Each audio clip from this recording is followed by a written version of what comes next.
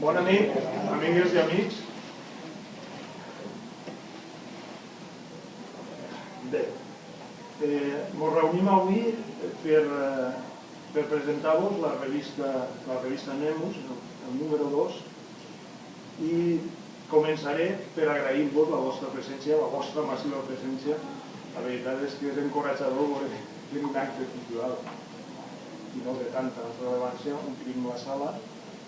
I aprofitant els agraïments, vull agrair en primer lloc a les institucions. Per no deixar-me ningú, començaré amb la Universitat Jaume I, que ens ha cedit el local i sempre ha col·laborat en Ateneu de Natura en diversos coses. I després les següents institucions, l'Ajuntament de Cinctorres, l'Ajuntament de Onda, el de Castelló la Plana i la Diputació de Castelló, que ens han fet petites ajudes, la veritat és que un poc minses, però totes són d'agrair perquè tal com està el temps no cobrirem el cost, però ens ajuden molt. En segon lloc, volia agrair especialment a tots els autors. Vull dir, no hi ha revista, no hi ha publicació sense el treball dels autors. El treball, que a vegades són unes poques fulles, però que representa els resultats de moltes hores d'esforç en camp o intel·lectual. A títol d'exemple, hi ha un article que ha contactat en pràcticament 200.000 aus, pràcticament un treball diari durant 2 anys seguits, a títol d'exemple. I vull dir també els autors en un concepte ampli, perquè hi ha molta gent que a vegades no surt en els articles concrets, però col·labora d'alguna manera en treballs de camp, en búsquedes de bibliografia, treballant en diversos aspectes. També vull fer menció del Consell de Redacció. Avui en dia fer una revista amb pocs recursos no es pot fer si no hi ha una gent que l'està treballant. I la prova potser seria això, que quasi ha passat una dècada a treure del segon número, però les coses han canviat radicalment. Ara hi ha un consell de redacció, al meu parer, molt ampli, molt eficient i és encoratjador. El consell de redacció, he de dir que estan els 2 companys que m'acompanyen a la taula, que són Joan Castany, que ve del grup paleontològic d'Onda, i Miquel Tirado del grup Pau Castelló. Estan en el consell de redacció i també Vicent Gual, que com és una persona tímida no està a la taula. La veritat és que en un grup de quadres se treballa molt bé i es poden fer moltes coses. I també voldria dir que una revista fa falta un altre tercer element, que són lectors, compradors, visitadors, perquè ara la xarxa ja quasi són i usuaris en general. Dit això, volia fer un comentari que han fet alguns canvis a la revista. La revista primera, de fa molts anys, que era esta, han fet algun canvi important. El primer d'ells és que la van tirar endavant, només l'Ateneu de Natura, i ara han partit d'associar-nos. La Unió fa la força, i realment l'ha fet, ens hem associat al grup Pau Castelló i l'Associació Paleontològica d'Onda, amb la qual hem crescut en tot. Com ho veiem aquí, hi ha gent de les 3 associacions, han crescut en l'equip humà i ens han repartit el treball i els costos, que és també important. Hem fet canvis, aparentment diríeu no ha canviat res, però no és cert, en el format intern ha canviat molt. Miquel ha treballat molt en la maquetació i ha dissenyat completament nou tota la forma interior. El format està absolutament canviat. N'hi ha també algun canvi en la intenció, no diria la intenció, en l'estratègia. En la primera revista ens esforçàvem molt en aconseguir que autors consolidats ens portessin una publicació. Clar, la nostra revista no és una revista d'impacte i era complicat i tenies que anar sempre al darrere. Ara han canviat un poc la mentalitat i han pensat que el que hi ha que fer és fomentar, deixar una porta que originalment ja l'havien pensat pels joves autors que fan les primeres publicacions i no poden anar a revistes d'impacte. També la proximitat, ser una ferramenta per publicar estudis pròxims de les nostres comarques, però el que han fet ara és pensar que hem de ser més actius. En els 3 grups que ja fan tasques d'investigació, potenciar que la gent que està dins acabi les investigacions donant-li format d'article i posant-los a disposició la revista. També, donades les circumstàncies econòmiques, en algun cas hem optat per publicar articles, comunicacions que es presenten en congressos. En aquest cas concret hi ha 3 comunicacions del tercer o tercer congrés de fauna castellonenca que donant les circumstàncies a vegades no es poden publicar les actes dels congressos i és una llàstima que certs treballs no es publicitin. Bé, l'accessibilitat de la revista l'ha plantejat una, la clàssica, en format paper, que els socis que són bibliòfils i jo entre ells m'agrada tindre el text entre les mans, aquí de les mans, però hem pensat que no té sentit publicar una cosa si no la fem arribar al màxim número de gent. Per tant, per una banda farem una revisió a institucions públiques. Aquesta ha sigut la col·laboració que ens ha fet la Diputació. Ella s'encarregarà d'enviar a les institucions internacionals i nacionals, 90 institucions, bàsicament universitats i biblioteques, i n'hem enviat a 90 institucions. Abans d'això, hem pensat en l'accés digital a la xarxa en format PDF obert des del principi. De fet, ara ja està en Dialnet, que és la xarxa de les universitats espanyoles, està en el repositori de la Universitat Jaume I. Aquí posa que estem fent les gestions, avui ja m'ho ha aprovat, tenim que firmar el conveni per el RACO, que és el de les universitats catalanes, i estem en gestions per posar-ho al grup Latindex, que és el grup d'universitats de tota Sud-amèrica. A banda, estem en una web en construcció, que no tardarà molt, i també podeu la revista. Però avui en dia, qui la vulgui ja la pot accedir, consultar-la i baixar-se els articles que li interessen. Bé, què és Nemus? Probablement molts ja ho havíeu dit. En aquests moments, tot l'interval que no ha sortit, continua sent l'única revista científica de ciències naturals específiques. És veritat que hi ha moltes revistes que fan miscel·lània i publiquen alguns articles de caire científic, com pot ser la Castellonenca o el butlletí del Centre d'Estudis del Maestrat o algunes més, però d'un àmbit global no n'hi ha d'altre. És un medi per divulgar investigacions partint de proximitat i de gent a la millor no té accés a altres revistes de més impacte perquè el seu currículum no li permet, i també el volem dissenyar com un instrument que ens encoratja als grups de les pròpies associacions que estan investigant per punxar-los que n'hi ha que publicar. N'hi ha que publicar, ne tenim que fer una cada any i per tant que perdin la temor i que es posen a publicar. Bé, dit tot això, els presentarem succintament jo i els meus companys els articles i després obrirem un debat per si voleu algun que entrem en un article o us pica la curiositat d'alguna cosa.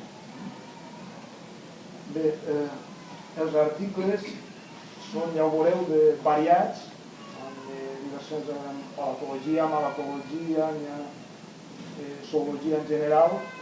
El primer article és d'una nova espècie del gènere Achila de la pia de la conca del Maestrat, concretament és un bivalve que es va trobar a Onda. Una núcula.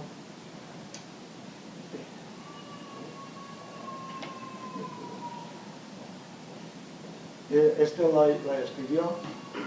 I les aportacions principals és que es descriu una nova espècie, la Sila castanyi, s'amplia el gènere fins al bedulià, és a dir, fins ara només era el cargassià, el fa més antic, no s'havia registrat, és la primera cita del gènere dins la península ibèrica i coses més curioses, el primer fòssil que s'ha descrit a Onda. A Castelló tenim un ric patrimoni d'invertebrats, desconegut.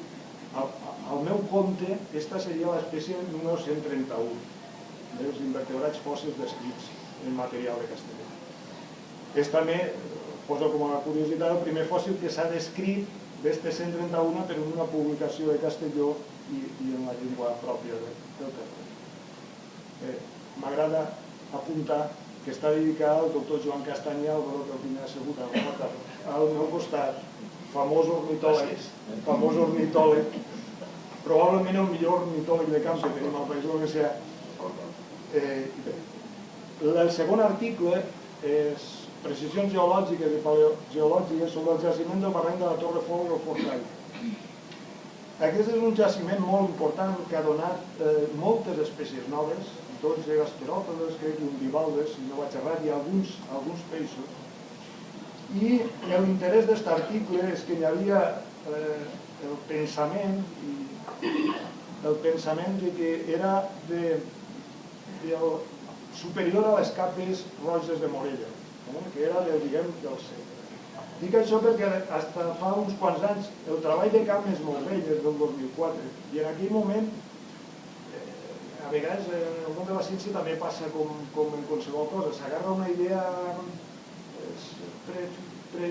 prefixada i després et costa sortir. Per exemple, hi havia la idea de que les capes roges de Morella, on hi ha els dinosaures, és tot continental. I clar, quan després anaves i dius, no, però hi ha fòssils marins, estos caragols són marins, no pot ser, és continental, és de dalt. Bé, no és de dalt. Precisament el treball d'Emili Gombau, aixecant, Emili Gombau és un geòleg de Vinaròs, que es dedica a investigacions minerals industrials, ha estat cap de residus urbans de la Conselleria de Medi Ambient i ha fet estudis d'impacte ambiental. Ell va aixecar una columna i les aportacions principals és el que diuen, que van refutar la tesi que tots els fòssils de la formació als llibres de Molleria eren continentals. Això recentment altres geòlegs ja ho han dit que sí, que hi ha tot un cicle. Els deltes és una cosa molt mòbil, i l'aigua munta i baixa, el riu canvia d'un cantó a l'altre i se fan basses, unes salines, i tota la fauna va pul·lular. Segurament és l'accident geogràfic que tenen els volcans que la vida dels humans veiem canviant. De fet, si mirem les fotos, per exemple, del Delta Ebre, veus que canvia, que creix, que punta, que canvien les voltes. I aquesta variabilitat fa que hi ha fases marines i fases continentals. Les fases continentals és quan van els dinosaures per ahir caminant, com serien els arrossals actuals del delta, i per a vegades se configuren, canvien, hi ha entrades de mar i tota la fauna que es troba davant va entrar. La segona cosa que fa és comparar les faunes de la formació Margues de Cervera, que diguem que eixa sí que es consolidava com a marina, era el prodelta, eren els bitxets que vivien davant del delta. Evidentment, quan la mar entrava, tota aquesta fauna muntava cap amunt. Per això és una fauna que s'han trobat moltes similituds entre la Cervera Maestat i el Forcall. I un altre... Això, que s'ha tallat el debat, no tota aquesta fauna és de formació Morella, encara que d'una fase marina i no del superior. Bé, el tercer article que els presento és un estudi d'una població d'un equinoideu irregular, un eriçó marí. Els eriçons marins hi ha un gran grup que són els irregulars que tenen la particularitat, no us veiem, n'hi ha allà davant del Castelló, n'hi ha, que quan hi ha un temporal ne surten, però no us veiem perquè viuen colgats. Tenen certes particularitats, viuen colgats perquè s'alimenten de detritus, van menjant i caguen la resta. Les espines, com estan colgats, no són tan defensives, però des del punt de vista paleontològic la gran avantatge que tenen és que com viuen colgats, a vegades a la panxa plena de sediment, es fosilitzen molt bé. Mentre els que veiem habitualment, estos que alguna vegada se mos ha clavat al peu, estos mengen per damunt les roques, les algues, i en unes setmanes que queden, quan moren, se desarticulen les plaquetes, els peixos, els crancs, els mengen, i rarament queden fossilitzats. Bé, este article té diversos autors, entre ells Jorge Adelantado Llopis, que m'ha paregut que l'he vist antes per aquí, que és de Onda, és un biòleg que perteneix al grup AU, és paleontòleg també. Joan Castany, com no, doctor en biologia, l'Associació Paleontològica d'Onda, entre altres coses, el grup AU, pedagog i un professor d'institut. Carme Castany, també d'Onda, la secretària de l'Associació Paleontològica d'Onda, si me'n deixa algú, que es veu. Bé, les aportacions principals de l'article és que fa un estudi de població. Això d'estudiar la població, com és possible d'un bitxo de fa 120 milions d'anys? Bé, ho han fet partint de dues condicions. Una, que la majoria, encara que ens costa als mamífers comprendre, la majoria d'invertebrats creixen al llarg de tota la seva vida. De tal manera que la seva dimensió, per exemple la longitud, és un indicador de la seva edat. Un caragol o un eriçó creix tota la vida, com més gran és més vell. I com tenim una foto de quan se van morir, tenim en realitat l'estructura d'edat quan se van morir, però ens dona una idea de l'estructura. A partir d'això, utilitzant tècniques de mostres significatives, vull dir, treballant molts exemplars, recollides aleatòriament, no sé si vos veureu una foto, sistemes sofisticats que hem agarrat per escollir aleatòriament, tirar un leó i tot el que queda dins ho hem agarrat les vegades que ha fet falta fins a arribar a la mostra significativa. Ens ha donat la possibilitat d'analitzar això. Hem analitzat també la comunitat, tot el que vivia al voltant, i ens ha permès comparar diverses poblacions. D'aquestes comparacions ens ha portat a la conclusió que probablement l'individu este és una espècie nova, el Biotoxastes este. He de dir que aquest treball se va fer al barranc de Los Molticos, que està just al límit entre Terol i Castelló, però al cantó de Terol. Han comptat amb l'autorització del govern de Terol. Un altre article que presenta, dona una primera notícia, és un important jaciment de flora del Cretaci de la Conca Mestral. L'article se limita a donar una primera notícia del que al meu parer serà un importantíssim jaciment. Jaciment perquè estem parlant d'un jaciment de flora i un jaciment de flora absolutament continental. Els fòssils continentals són raríssims, perquè tot el que queda exposat a l'oxigen, patavim, s'oxida, s'acaba destruint. I és de l'Albià, que en la península n'hi ha poquíssimes. Este article presenta un xicot jove que no ha pogut vindre, perquè està de viatge, Daniel Sánchez Caballero, que és d'Horna, que és paleontòleg i pertany a Ateneu de Natura. Les aportacions principals és que, com vos dies, el primer jaciment de flora de l'era secundària a Terres Castellonenques. Sabeu, contem un magnífic jaciment que és el Diluvi de les Alves, però és més nou, és del terciari, és Miocè. La flora, els primers estudis que han fet, ens apunten que és plenament continental. La flora n'apunten uns coníferes i falgueres. Com vos dies, són escassos els jaciments de flora en tota la península. I, com a divertiment, possiblement hi ha un gincoal, és un ginkgo biloba, no sé si el sabeu quin és, allí detrás de l'hospital provincial, d'aixòs que es queden grocs, que un arbre que es va trobar fòssil antes que van descobrir que a la Xina els monjos l'havien guardat en alguns convents.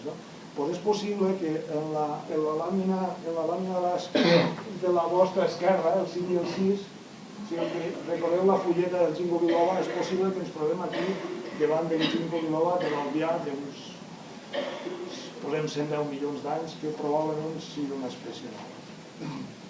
Bé, el següent article que els presento és un d'estos que vos dia que van ser presentats al Congrés de la Fauna Castellonenca, que es diu Estudi de la Predació de Natiscidae, que és un grup de caragols sobre espícula subtruncata, que és unes petxinetes al litoral de la Serra d'Irta.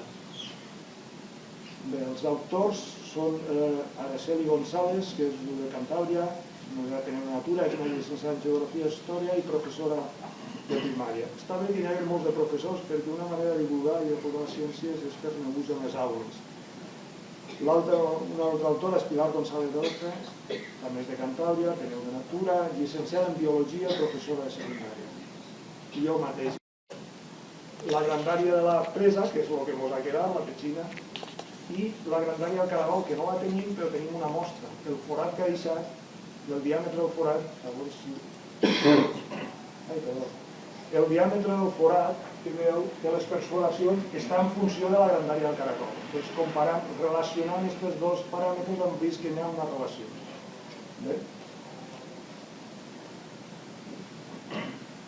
Al litoral castellonenc, una descripció d'aquest tipus dels pactes dels natacidis no sabia. Bé, cediré la paraula. Sí. El meu company...